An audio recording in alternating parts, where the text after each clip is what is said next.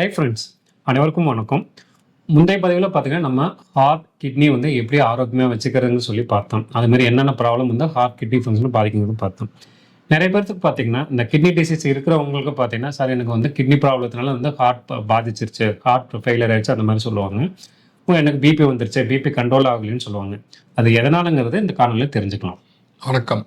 இப்போ பார்த்தீங்கன்னா kidney damage இருக்கவங்களுக்கு வந்து கிட்னியில் சரியாக ரத்த ஓட்டம் இருக்காது. ரீனல் ஆட்டோ ரெகுலேஷன் அப்படின்னு சொல்றது ஃபெயில் ஆயிரும். இந்த ரெனின் வந்து உடம்புல இருக்க எல்லா ரத்த குழாயும் சுருக்க ஆரம்பிச்சதுன்னா ப்ரெஷர் கூட போகும்.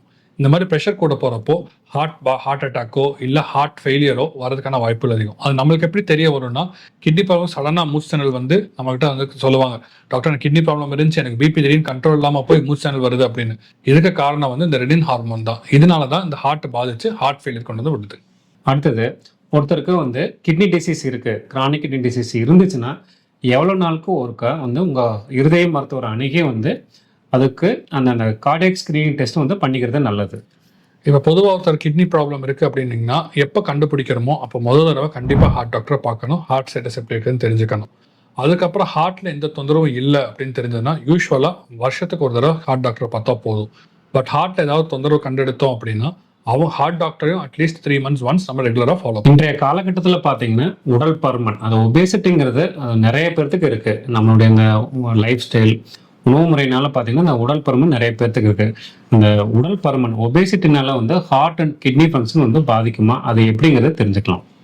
கண்டிப்பாக வெயிட் ஜாஸ்தியாக இருக்கும், அது ஒபிசிட்டி, அவங்களுக்குலாம் வந்து ஹார்ட் கிட்னி ப்ராப்ளம் ரெண்டுமே வரதுக்கான வாய்ப்புகள் ரொம்ப அதிகம். காரணம் என்னன்னா ஃபேட் நிறையா இருக்கும். அதனால வந்து ஹார்ட்லேருந்து பிளட் சப்ளை போகிறதோ இல்லை கிட்னிக்கு பிளட் சப்ளை வரதோ இல்லை அதுலேருந்து ஆக்சிடேட்டிவ் டேமேஜோ இது எல்லாமே நிறைய நடக்கும். அதனால ஹார்ட் கிட்னி ப்ராப்ளம் வந்து obese person is one of the highest risk factor for developing heart and kidney disease. ஆனால் ஒரு நன்மை என்னன்னா இந்த ஒபிசிட்டி வந்து நம்ம கண்ட்ரோலில் தான் இருக்குது. சார் சொன்ன மாதிரி அந்த செடென்டரி லைஃப் ஸ்டைல் அவாய்ட் பண்ணி நம்ம டயட் அண்ட் எக்ஸசைஸில் கரெக்டாக பார்த்துக்கிட்டோம் அப்படின்னா வெயிட்டை குறைக்க முடியும். வெயிட்டை குறைச்சோம்னா பை ஹார்ட் ரிஸ்கோ கிட்னி ரிஸ்கோ 10-fold டைம்ஸ் கண்டிப்பாக கம்மியாகும். ஒருத்தருக்கு வந்து கிட்னி டிசீஸ் இருக்குதுன்னா அவங்களுக்கு வந்து ஆரம்பத்திலே ஒரு சில வார்னிங் சைன்ஸ் இருக்கும். அந்த வார்னிங் சைன்ஸ் என்னென்ன அப்படிங்கிறது தெரிஞ்சுக்கலாம். கிட்னி டிசீஸ் இருக்கவங்களுக்கு வந்து வார்னிங் சைன்ஸ் அப்படின்னு பார்த்தீங்கன்னா இது வந்து சில பேருக்கு அடிக்கடி யூரின் போகும், சில பேருக்கு டேல விட நைட் டைம் நிறைய யூரின் போகும், இல்லை சில பேருக்கு வந்து யூரின் நிறையா போகும், இல்லை யூரின்ல ரத்தம் வரும். இதுதான் கிட்னியோட அறிகுறிகள். இன்னும் சில பேருக்கு இது எதுவுமே இல்லாமல் நீங்கள் ரொட்டீனாக பிபி செக் பண்ண போவீங்க, அப்போ பிபி பார்த்தா 200 இருக்கும்.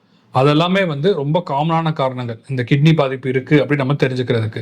இந்த மாதிரி ஏதாவது ஒரு வார்னிங் சைன்ஸோடு இருந்தது அப்படின்னா கண்டிப்பாக நீங்கள் உங்கள் நெஃப்ராலஜிஸ்ட்டை பார்த்து அதுக்கு என்னன்னு கண்டுபிடிச்சி அதுக்கு ஏற்ற மாதிரி வைத்தியம் பண்ணிங்கன்னா பின்னாடி டிராஸ்டிக் காம்ப்ளிகேஷன்ஸ், அதாவது டயாலிசிஸ் தேவையோ இல்லை பெர்மனன்ட் கிட்னி ஃபெயிலியரோ போகிறத நம்ம தடுக்க முடியும். Thank you sir. இந்த காணொலியில் கிட்னி டிசீஸ் இருக்கிறவங்களுக்கு எதனால் வந்து அந்த ஹை பிபி வருது, அதே மாதிரி வந்து ஹார்ட் ஃபெயிலியர் வருது, அதே மாதிரி கிட்னி டிசீஸ் இருக்கிறவங்க எவ்வளோ நாளுக்கு ஒருக்கா அந்த உங்கள் இருதய மருத்துவரை அணுகி வந்து அந்த கார்டியாக் ஸ்க்ரீனிங் பண்ணிக்கணும். அதே மாதிரி diet and exercise role for அந்த கிட்னி அண்ட் ஹார்ட் டிசீஸ்க்கு என்னென்னு இந்த காணொலியில் தெளிவாக தெரிஞ்சுக்கிட்டோம். மீண்டும் அடுத்த ஒரு காணொலியில் சந்திப்போம். நன்றி.